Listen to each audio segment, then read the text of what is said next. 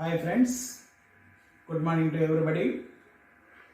మనం direct indirect స్పీచ్ని తెలుసుకుంటూ ఉన్నాం.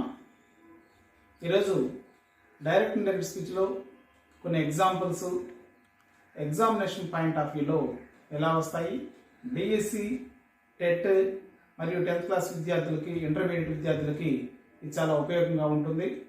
కాబట్టి మీకు కనుక మా క్లాసులు కనుక నచ్చినట్లయితే లైక్ చేయండి, షేర్ చేయండి, మరిన్ని క్లాసుల కోసం సబ్స్క్రైబ్ చేయండి. ఓకే, మనం ఇప్పుడు ఎగ్జాంపుల్స్ చూద్దాం. He said to me, you did not come to school yesterday. ఈ సెంటెన్స్ ని ఎలా మార్చాలి అని చూసినట్లయితే he said it to వచ్చేసి told గా మారుతుంది. He told me. ఈ ఇన్వర్టెడ్ కామాస్ తొలగించేటప్పుడు ఇది ఎసర్టివ్ సెంటెన్స్ లో ఉన్నది, స్టేట్మెంట్ లో ఉన్నది. కాబట్టి ఇన్వర్టెడ్ కామాస్ తొలగించేటప్పుడు దట్ అనేటువంటి కంజంక్షన్ ని చేరుస్తాము. తర్వాత యు అనేటువంటి సెకండ్ పర్సన్ ఉన్నది. ఇన్వర్టెడ్ కామాస్ లో యు అనేటువంటి సెకండ్ పర్సన్ ఉన్నప్పుడు బయట ఉండేటువంటి ఆబ్జెక్ట్ ను బట్టి మారుతుంది. ఆబ్జెక్ట్ ఇక్కడ మీ ఉన్నది కాబట్టి దానికి సబ్జెక్టివ్ కేసులో ఐ అవుతుంది. అలానే ఈ ఇన్వర్టెడ్ కామాస్ లో టెన్స్ పాస్ట్ టెన్స్ లో ఉన్నది. టెన్స్ పాస్ట్ టెన్స్ లో ఉన్నప్పుడు పాస్ట్ పర్ఫెక్ట్ టెన్స్ ని ఉపయోగించవలసి ఉంటుంది. కాబట్టి ఇక్కడ యు డిడ్ నాట్ కమ్ అది పాస్ట్ టెన్స్, దానికి past perfect tense had come.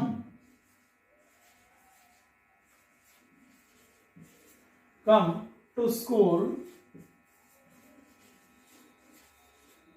Yesterday వచ్చేసి ది ప్రీవియస్ డే గా మారుతుంది.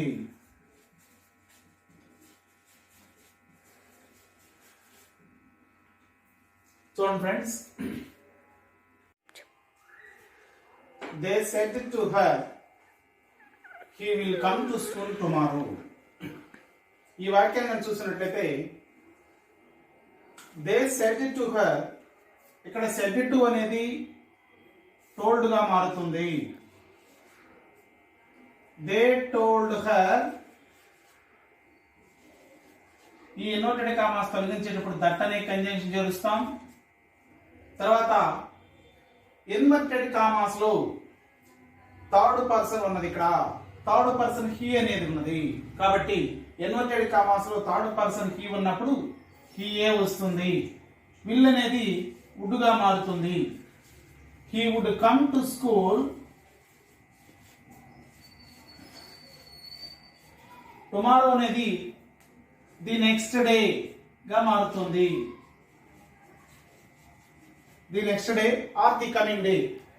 మరొకసారి చూడండి, they said to her he will come to school tomorrow. Said అనేది టోల్డ్ గా మారుతుంది. They told her. Inverted commas తొలగించినప్పుడు దట్ అనే కంజంక్షన్ వస్తుంది. ఇన్వర్టెడ్ కామాస్ లో థర్డ్ పర్సన్ హీ ఉన్నప్పుడు హీ వస్తుంది. థర్డ్ పర్సన్ ఏదున్నా కానీ హీ కానీ షీ కానీ ఇట్ కానీ ఏదున్నా కానీ అదే వస్తుంది. విల్ అనేది వుడ్ గా మారుతుంది.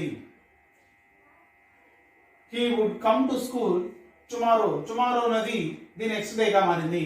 తర్వాత వాక్యం చూద్దాం. Next, my mother said to the boy. Mother told. Mother told the boy. Inverted commas తొలగించినప్పుడు దట్ అనే కంజంక్షన్ వస్తుంది.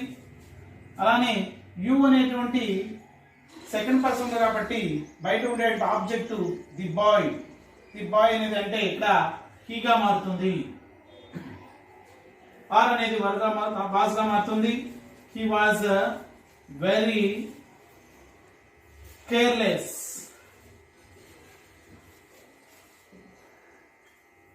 మరొకసారి చూడండి, my mother told the boy that. Inverted commas తొలగించేటప్పుడు దట్ అనేటువంటి కంజంక్షన్ ఉపయోగించాం. తర్వాత ఇన్వర్టెడ్ కామాస్ లో ఇక్కడ ఇదే మెయిన్. ఇన్వర్టెడ్ కామాస్ లో యు అనేటువంటి సెకండ్ పర్సన్ ఉన్నది. ఇన్వర్టెడ్ కామాస్ లో ఫస్ట్ పర్సన్ ఉంటే బయట ఉండేటువంటి సబ్జెక్ట్ ని బట్టి మారుతుంది.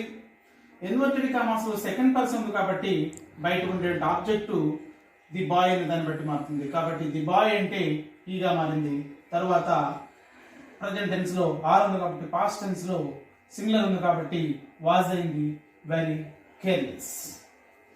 ఓకే, తర్వాత నెక్స్ట్ మనం ఇంకా కొన్ని ఎగ్జాంపుల్స్ ని చూద్దాం. Next, I said to Rajesh you must finish this work now. ఈ వాక్యాన్ని ఎలా మారుస్తా అంటే I told Rajesh. Inverted commas తొలగించేటప్పుడు దట్ అనే కంజంక్షన్ ఉపయోగిస్తాం. ఇక్కడ సెకండ్ పర్సన్ కాబట్టి బయట ఉండేటువంటి ఆబ్జెక్ట్ ని బట్టి మారుతుంది. రాజేష్ అంటే హీ అవుతుంది. మస్ట్ వచ్చేసి హ్యాడ్ టు గా మారుతుంది. మస్ట్ వచ్చేసి హ్యాడ్ టు గా మారుతుంది. I told Rajesh that he had to finish.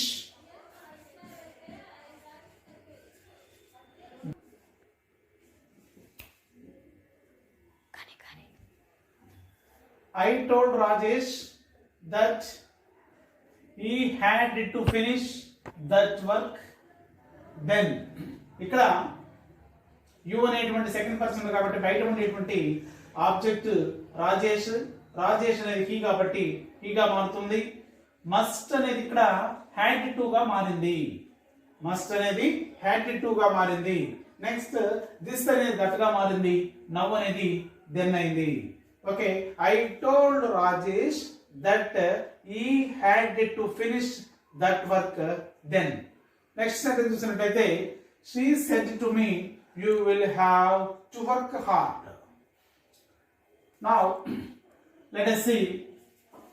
She told me that.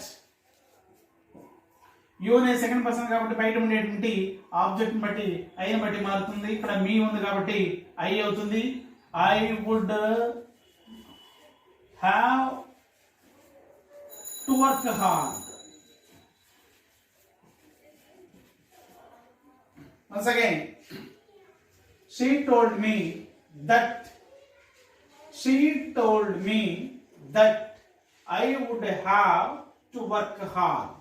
ఇక్కడ విల్ అనేది వుడ్ గా మారింది. Next, as is the sentence same వచ్చేసింది. అలానే నెక్స్ట్ సెంటెన్స్ చూసినట్లయితే my brother said I don't neglect my studies. ఇక్కడ my brother said that. My brother said అంటే said వస్తుంది. సెడ్ టు ఉంటే టోల్డ్ గా మారుతుంది కాబట్టి సెడ్ ఉంది కాబట్టి my brother said that. I అనేది ఇక్కడ ఫస్ట్ పర్సన్ కాబట్టి బయట ఉండేటువంటి సబ్జెక్ట్ మై బ్రదర్ కాబట్టి హీ అవుతుంది. హీ డోంట్, ఇది సింపుల్ ప్రెజెంట్ టెన్స్ లో ఉంది కాబట్టి సింపుల్ పాస్ట్ అవుతుంది. డిడ్ంట్. He didn't neglect.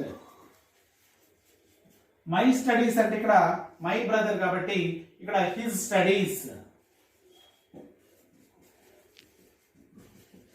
మరొకసారి, my brother said that he didn't neglect his studies. ఇక్కడ మై స్టడీస్ అంటే మై అనేది ఫస్ట్ పర్సన్ కాబట్టి బయట ఉండేటువంటి సబ్జెక్ట్ మై బ్రదర్ కాబట్టి హీ అవుతుంది. దానికి పసివ్ కేసులో హిజ్ వస్తుంది కాబట్టి his studies. Okay, let us see next example. They said to us she may accept this proposal.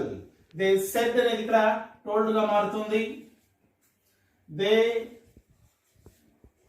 told us that. ఇక్కడ ఇన్వర్టెడ్ కామాస్ లో థర్డ్ పర్సన్ ఉంది కాబట్టి షీ అనేది షీ గానే వస్తుంది. మేము వచ్చేసి మైట్ అవుతుంది. మనం గుర్తుపెట్టుకోవాల్సిన మెయిన్ గా మే అనేది మైట్ అవుతుంది. She might accept.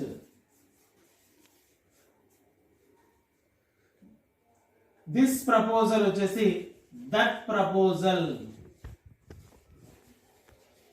she might accept to that proposal. To that proposal వస్తుంది.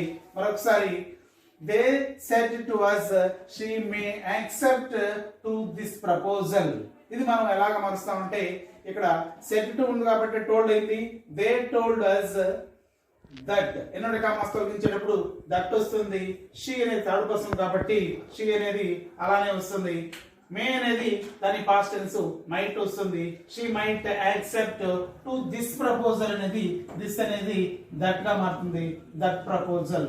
Okay, now we will see some more examples also in the assertive sentence. Then after completion of assertive sentence we will start interrogative sentence. Okay, now we will see next examples. ఇక్కడ multiple choice ఇవ్వడం జరిగింది. ఈ multiple choice లో ఇలా ఇచ్చినప్పుడు మనకి confusion గా ఉంటుంది కాబట్టి మనం రూల్స్ అన్నింటినీ కూడా జాగ్రత్తగా పరిశీలించినట్లయితే మాత్రమే దీన్ని మనం కరెక్ట్ గా పెట్టగలము. డిఈసిలో కానీ టెట్లో కానీ ఇదే విధంగా వస్తుంది. ఈ విధంగా వచ్చినప్పుడు చాలా జాగ్రత్తగా మనం కేర్ఫుల్ గా కనుక ప్రతి సెంటెన్స్ ని కూడా చాలా జాగ్రత్తగా చూస్తేనే దీన్ని మనం పెట్టగలము. ఇక్కడ చూడండి, Lata said to him they did not complete this work. ఆ వాక్యంలో ఎలా మార్చాలి అంటే లతా టోల్డ్ హిమ్, ఇక్కడ they had not complete that work. Okay, no problem. కానీ ఇక్కడ కంజంక్షన్ ఇవ్వలేదు, దట్ అనేటువంటి కంజంక్షన్ ఇవ్వలేదు కాబట్టి ఈ వాక్యం wrong. Next, Lata told him, Lata told to him అని ఉంది. ఇక్కడ Lata told to him that, కాబట్టి ఇక్కడ మిస్టేక్ ఉంది. They did not come to, ఇది ఇచ్చిన వాక్యాన్ని యాజ్ టీజ్ గా రాసింది కాబట్టి ఆ వాక్యం కూడా wrong. Next, Lata told him that they had not complete that work. ఈ వాక్యం కరెక్ట్ గా ఉంచండి. ఇక్కడ Latha told him that they had not complete that work. Last sentence చూసినట్లయితే Latha told him that they had not complete this work ఇచ్చింది ఇక్కడ. కాబట్టి last sentence వరకు కూడా మనం మల్టిపుల్ చాయిస్ లో అన్నిటిని కూడా చూడాల్సి. దీని యొక్క ఆన్సర్ ఇప్పుడు వచ్చేసి సి వస్తుంది. మల్టిపుల్ చాయిస్ చూసేటప్పుడు మనకి కరెక్టే అనిపిస్తూ ఉంటుంది కాబట్టి ప్రతి వాక్యంలో ఉండే ప్రతి సెంటెన్స్ కనుక చూసినట్లయితేనే మనం డిఎస్సిలో కానీ మరియు టెట్ లో కానీ మనకి కరెక్ట్ గా రాయడానికి అవకాశం, మంచి మార్కులు పొందాలంటే తప్పనిసరిగా మనం జాగ్రత్తగా చూడవలసి ఉంటుంది. ఈ వీడియో కనుక మీకు నచ్చినట్లయితే లైక్ చేయండి, షేర్ చేయండి. మరిన్ని వీడియోల కోసం సబ్స్క్రైబ్ చేయండి. మా ఛానల్ యొక్క లింకు మరియు వెబ్సైట్ లింకు క్రింది యొక్క డిస్క్రిప్షన్లో ఉంటుంది. Thank you.